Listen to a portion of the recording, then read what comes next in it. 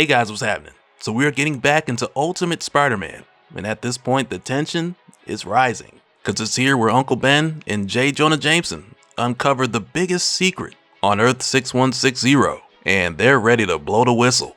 So with that said, if you're enjoying these videos, be sure to drop a like, subscribe if you're new to the channel, and don't forget to hit that bell up top to get all notifications.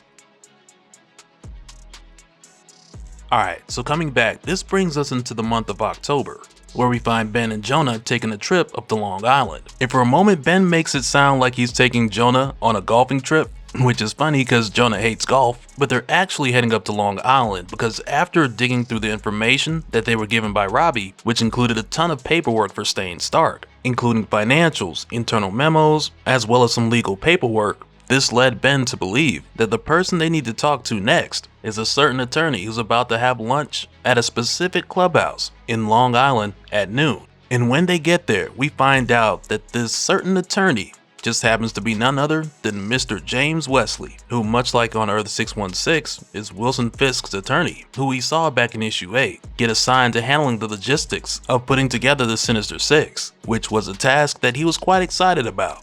And so in this universe, Mr. Wesley has been working for Wilson Fisk for almost a decade, so he practically knows his business inside and out. But when Ben and Jonah come here, they tell Mr. Wesley that they're from the paper, and Mr. Wesley lets them know that he's heard of it, and he's more or less like, the paper, it's charming, G-rated, and just dropping all sorts of condescending critiques in a very passive-aggressive way. So right there, Ben's more or less like, okay, well maybe you can help us write better stories by giving us some more insight on the sale of Staying Stark Industries. So Ben shows Mr. Wesley the paperwork, which also has Mr. Wesley's signature on it. And right away he looks at Ben and he's like, where did you get this? Because now Mr. Wesley's starting to take them seriously. So Ben tells him this paperwork is authorizing the sale of Staying Stark to an offshore company that's owned by another offshore company, so on and so on.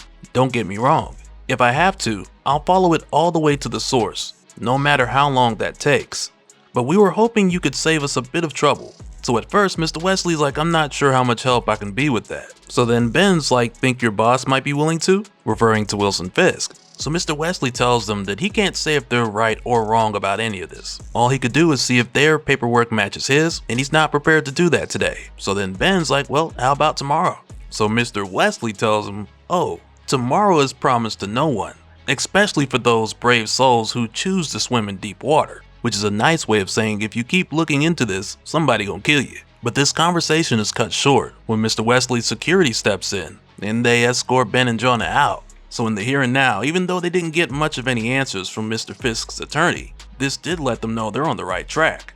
So after this, when we jump forward 1 week later, it's here when Ben and Jonah have done the legwork to reach the answer that Mr. Wesley could have just told them. Because after following the many different purchases and sales of Staying Stark, they found that it was initially sold to a holding company called TSSC, where it was then immediately purchased by an offshore corporation called Dinos, based in the Bahamas.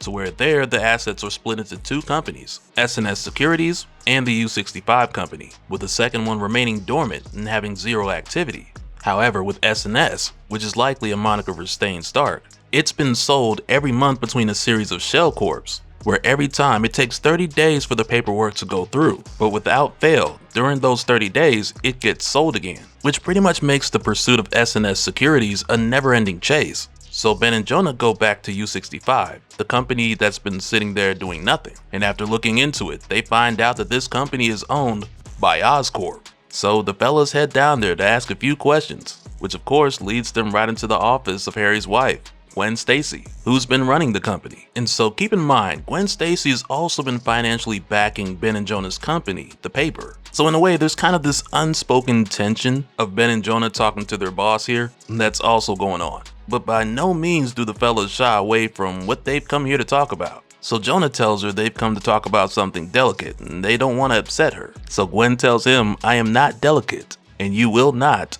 upset me. So Ben's like, fair enough, let's get it. So they let her know they're working on a story, they want to tell her about it and ask her a few questions. So Jonah tells her, last November, Staying Stark was sold off on the cheap. And then, as far as we can tell, it was sold and resold to several faceless companies, before eventually being bought by a company inside Oscorp's umbrella. This obviously implies that you own it, and that's the story we're working on. So Gwen asks, what's the name of this reporter who's working on the story? So Ben tells her that's an interesting question, and they can talk about that. But first, they have a few questions of their own. And as far as the details on who's writing the story, it's an interesting twist that we'll get to in a little bit. But next, Ben pulls out the old school recorder that he probably bought at Radio Shack a long time ago, right next to the section where you can listen to CDs before you buy them. So he hits record and he goes on to ask, who arranged the deal to buy the company? Why are you working so hard to hide the fact that you own Stain Stark? What happened to all that technology? Why do all these things coincide with people suddenly flying through the air in armored suits? And finally, we are wondering if you are the one secretly financing all of that. And right there, Jonah just comes in with a care to comment? So Gwen is like, sure, I want my effing money back. And I don't know why she's getting upset, because she said she wouldn't get mad. But I mean, I don't know if she dropped an F-bomb, but hey, if the shoe fits, fuck it. But after this, we follow Ben as he goes to have dinner with the Parker family. And MJ tells him here they usually have dinner on the weekend, but she wanted to see him because she figured his day had been a little rough. Which of course she's saying because Gwen called her. And while they're having this conversation and doing the dishes, Peter's just getting destroyed by Richard in a game of chess. And just want to put that out there. But Ben goes on to tell MJ that him and Jonah are working on a big story. So naturally they were following the leads and it led them right to Gwen. And it's not what they expected, but they had to follow through. So Ben asked if Gwen told MJ any of the details of what they were talking about. But MJ just says that Gwen didn't get into the specifics. All she knows is that Gwen was not happy. Which I mean, yeah, Ben knew that much. And he's also figured that MJ's concerned about this since Peter just came on board with the paper and now Gwen's asking for her money back, which could cause even more trouble with MJ and Gwen being friends. But MJ's not worried about the money because she's been crushing it as far as marketing for the paper and finding ways to monetize their work. And when it comes to Gwen, MJ wouldn't necessarily call her a friend. But as far as the money goes, the paper is doing well, and MJ's pretty close to lining up some other advertisers. So there's money out there, she just needs more time. But Ben just lets her know that him and Jonah are not going to sit on this story. When they have it, they're going to publish it. So MJ sighs and she asks Peter if he has anything to add to this. And Peter's just like, hey, I just take the pictures and collect unemployment, which is a true Spider-Man line if I ever heard one. So MJ lets them know Gwen's a client. And as a client, Gwen wanted her to ask how long till they run the story. So Ben says, tell her, she's got a week. To where after this, 2 days later, we find Harry making his way to the paper to have a talk with Ben and Jonah. And as soon as Harry shows up, Jonah hands Ben some money because the two of them placed a wager on whether Harry or Gwen would come down to the paper in the next 3 days. So Jonah put his money on one of them showing up under 3 days. But it's not long before Harry gets down to business because he asks him, what do I need to do for you not to write the story about Oscorp and what our company may or may not own? So Jonah's like, are we writing a story about Oscorp? And Ben goes along with this too, like, no, I don't think we are. So Harry, who's getting rather frustrated because we know he has a short temper. And he shows that a bit here when he tells them that he's not here to play games. And this leads right into what Ben has to tell him next. Because even though Ben doesn't know Harry that well, they've only spoken a few times. And Ben has obviously had complicated interactions with Norm and Osborn in the past. But going by what they've found, they find it hard to believe that Harry bought and carefully hid Stain Stark with bad intentions in his heart. So Harry's like, how would you know anything about what my intentions are? So Ben points out what would pretty much be obvious to anyone on the outside looking in, whether they wrote it in the paper or not. And that's the fact that Ben's wife died the same way that Harry's parents did. And Ben doesn't get too direct with it here, but all the signs are pointing to Harry being a person who would purchase Stain Stark with the motivation to use the resources with bad intentions. So then Harry asked, if it's not a story about Oscorp, then what story are you writing? And it's from here where Jonah and Ben switch to the very direct approach. So they go on to tell him, as we let your wife know, it's hard not to notice the coordinated timing between Oscorp taking that company over and the emergence of green armor flying through the air. What we think is that Oscorp took existing Iron Man technology, put a new coat of paint on it, and shined it up real nice for a new show. Then Ben's like, and more than that, I think it's your wife who's inside the suit.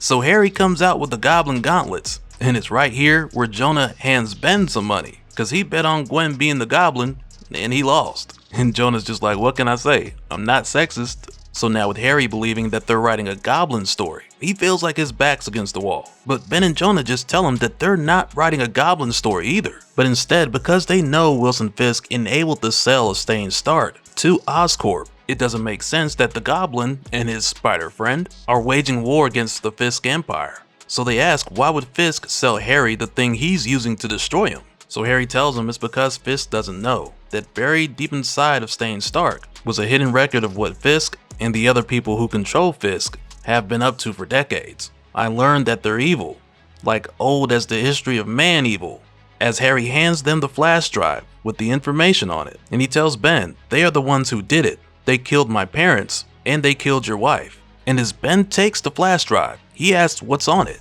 And Harry just tells him, a rabbit hole. And Harry goes on to say, this is everything Oscorp has on record about the man who made this world the way it is. His council that's running it, what really happened with the Starks, and yes, Fisk. Your story starts there.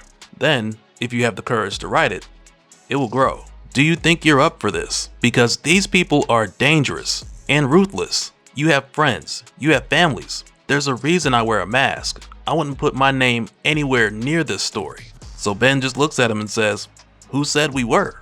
To where next we jump forward to after Ben and Jonah finish writing the story, where just before Jonah hits publish, he asks Ben if he wants to give it the once over. So Ben takes a look and he sees some intentional typos as well as a subject-verb agreement that needs to be fixed, and he tells Jonah it's good. Cause again, they want people to think someone else wrote this for the paper. So before Jonah presses the nuke button and lets this story out, he looks at Ben and he says, you sure you're ready to jump off this cliff?